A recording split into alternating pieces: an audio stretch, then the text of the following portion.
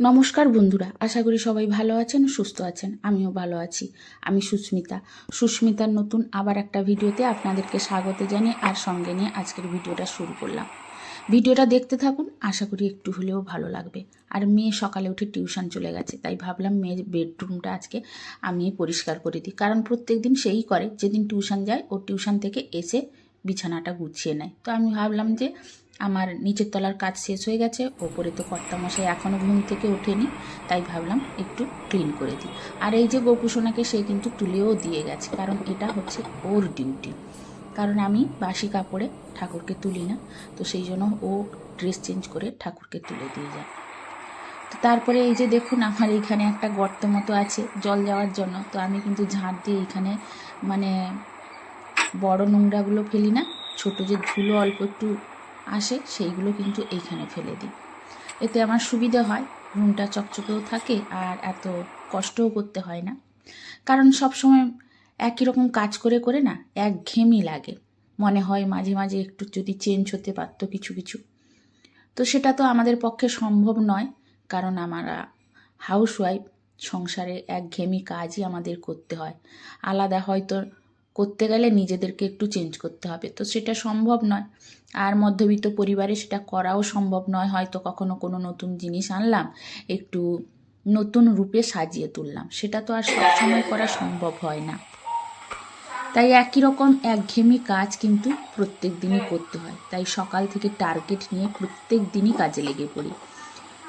ঘুম থেকে ওঠার পরেই একটাই টার্গেট নিই যে আজকে কাজগুলো কি কি করব আর কত তাড়াতাড়ি শেষ করব, তাহলে সারা দিনটা আমার পেরিয়ে যাবে। টিফিনটা রেডি করব, একটা হেলদি টেস্টি একটা রেসিপি বানাচ্ছি, অবশ্যই আপনাদের সঙ্গে শেয়ার করছি, আপনারা দেখতে থাকুন। এটা কিন্তু খেতে খুব সুন্দর লাগে। এই যে চিড়ে দিয়েছি, চিড়াটাকে ভিজিয়ে রেখেছিলাম, এটা নরম হয়ে গেছে। এটাকে কিন্তু গ্রাইন্ডারের মধ্যে দিয়ে দিব, জল দিয়ে দিলাম। এবার দিব কিন্তু সুজি,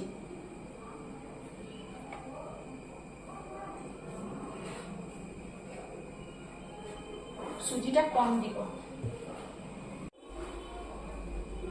এবার আটা দিয়ে দিচ্ছি, এইটাকে গ্রাইন্ড করে নিব।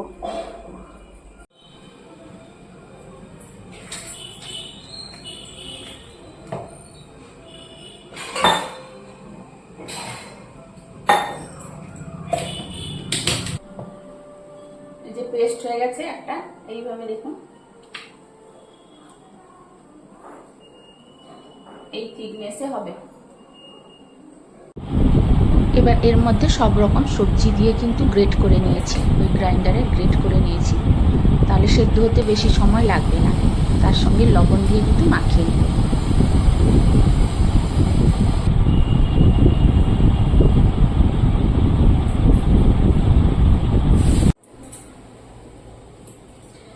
এই যে দেরি হয়ে গেছে বলে দুদিকে লাগিয়ে দিয়েছি, দুদিকে কিন্তু করলে তাড়াতাড়ি হয়ে যাবে। আর এদিকে আবার চা বসিয়েছি কর্তামশাইয়ের জন্য।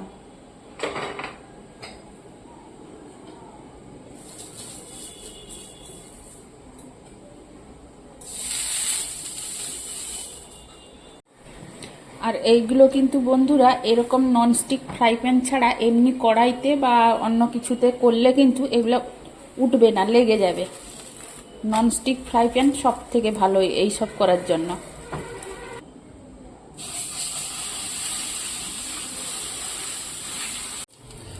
এইভাবে ব্যাটারটা দিয়েছি একটু মোটা মোটা করে।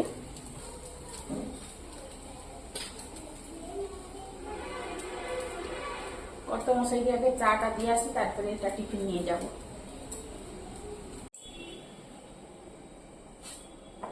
তো আজকে একটু ঝিঙে পোস্ত করব আর আমচুর পোস্ত করব।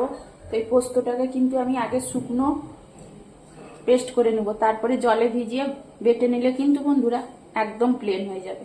তো এটাকে আগে শুকনো গুঁড়ো করে নেব, গুঁড়ো বলতে গ্রাইন্ডারে পেস্ট করে নেব, তারপরে জল দিয়ে কিছুক্ষণ ভিজিয়ে রাখবো, তারপরে বেটে নিলে কিন্তু একদম প্লেন হয়ে যাবে।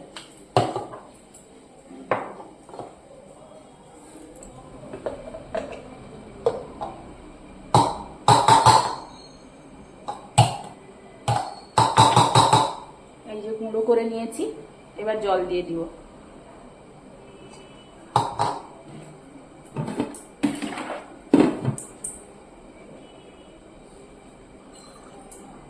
আধ ঘন্টা মতো এরকম ভিজিয়ে রেখে বেটে নিলে কিন্তু একদম প্লেন হয়ে যাবে।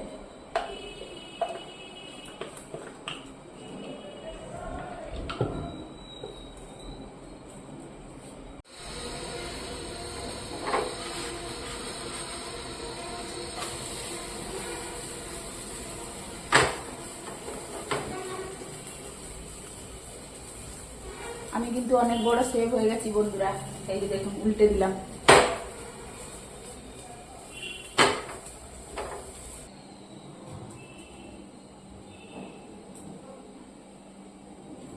আসলে বন্ধুরা আমার মেয়ে কিন্তু কোনো সবজি খেতে চায় না, এই জন্য এইভাবে করে দিলে কিন্তু পেট ভর্তি করে খায়। নিয়ে গেল দুটো, নালে সবজি এমনি খাবে না। যেতে বাড়িতে যা সবজি ছিল আলু আলু সব কিছু দিয়েছি। এখনকার বাচ্চারা সবজি খেতে চায় না। তো তারপরে কর্তামশাইকে খেতে দিয়েছি, আর কর্তামশাইকে খেতে দেওয়ার পরে বললাম আমি এই গ্রাইন্ডারের কৌটোটা খুলে দিতে। বন্ধুরা এই গ্রাইন্ডার খুলতে আজকে কিন্তু দম ছুটে গেছে কর্তামশাইয়ের, কেন জানি না আটকে গেছিলো। বলল যে মানে ব্লেড নষ্ট হয়ে গেছে, আর এই জিনিস সারানোর মতো দোকান আমাদের এখানে কিন্তু নেই। তো তার জন্য কিন্তু আমার এটা একদমই বলতে গেলে নষ্ট হয়ে গেছে। তো মাঝে মাঝে করি, তো আজকে কিন্তু একদমই মানে নাজেহাল অবস্থা করে দিয়েছে কর্তামশাইয়ের। এই যে দেখুন কত পরিশ্রম করে, একটা পুরুষ মানুষ আমাদের পক্ষে সম্ভব নয়, তাই পুরুষ মানুষ বলে ওর মানে শক্তি দিয়ে যথাসাধ্য চেষ্টা করে এই গ্রাইন্ডারের কৌটোটা বের করেছে। জানেন তো মানে কী কষ্ট হয়েছে আজকে বলতে পারবো না। ওই যে পোস্ত ভিজিয়েছিলাম, পোস্তটা বাড়তে গেছি আর এই অবস্থা হয়ে গেছে, মানে আটকে গেছে ভেতরে। এই যে দেখুন বার করলো, নাজেহাল হয়ে গেছে একদম। এই জিনিসটা খুব একটা ভালো আমি বলবো না, আমার এমনি প্লেন গ্রাইন্ডারগুলো অনেক ভালো। এই যে ঝিঙ্গা পোস্তটা হয়ে গেছে কমপ্লিট, নামিয়ে দিব এবার। শুধু ঝিঙ্গা দিয়ে করেছি, আলু দিইনি একটু, কারণ খেতে তো কম মানুষ, আর মেয়ে তো খায় না, কর্তামশাইও খেতে চায় না, সেই জন্য অল্প করেছি। এটা 5 ফোড়ন দিচ্ছি,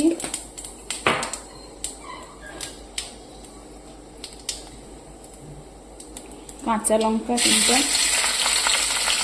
আর এটা হচ্ছে আমচুর, এই যে আমচুর দিয়ে দিলাম।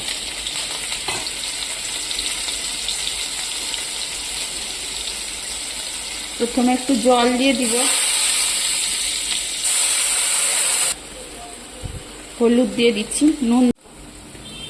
নুনটা দিইনি, আমচুরে অনেকটাই মানে লবণ আছে সেই জন্য দিইনি। এবার দিয়ে দিব কিন্তু এই যে পোস্ত বাটাটা,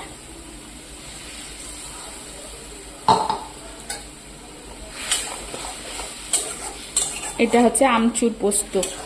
খেতে কিন্তু এই গরমে দারুণ লাগে, আর এই দিয়েই এক থালা ভাত খাওয়া হয়ে যাবে, আমার আর কিছু লাগবে না বন্ধুরা, এতটাই টেস্টি হয়। পুরো টক এটা, এই যে টকটা হয়ে গেছে, আমচুর পোস্ত কমপ্লিট। এদিকে দুপুরের রান্না মোটামুটি কমপ্লিট, ডিমের ঝোলটা শুধু বসিয়েছি, তো ওই দিকে বসিয়ে দিয়ে আমি এদিকে কাজকর্মগুলো শেষ করে নিচ্ছি।